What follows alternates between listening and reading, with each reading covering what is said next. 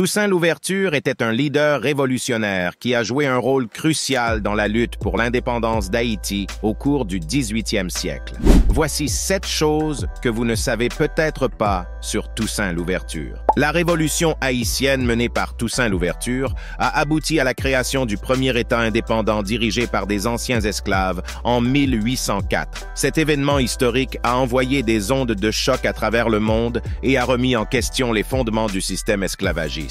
Son nom, Louverture, serait en référence à sa bravoure et la manière dont il enfonçait les brèches à la tête de ses troupes. Toussaint Louverture était connu pour sa stratégie politique habile. Il a su manœuvrer entre les puissances coloniales européennes, initialement combattant aux côtés de l'Espagne contre la France avant de changer d'allégeance. Il lutta contre 3 puissances esclavagistes pour la liberté définitive des siens. Toussaint Louverture remporta des victoires importantes à chaque ralliement avec une de ces puissances coloniales. En plus de lutter contre l'esclavage, Louverture avait une vision plus large de l'émancipation. Il cherchait à établir une société où toutes les classes sociales, y compris les anciens esclaves et les propriétaires terriens, pourraient coexister pacifiquement. En 1802, Napoléon a envoyé des troupes pour rétablir l'esclavage à Saint-Domingue et capturer Toussaint Louverture. Il est capturé et arrêté par le beau-frère de Napoléon et déporté le 7 juin 1802 à bord du navire,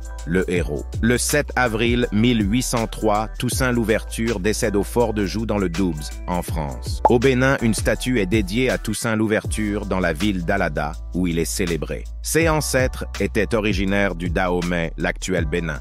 L'influence de Toussaint Louverture dépasse les frontières d'Haïti. Sa lutte pour la liberté et son succès dans la réalisation de l'indépendance ont inspiré de nombreux mouvements de libération et de lutte contre l'oppression à travers le monde.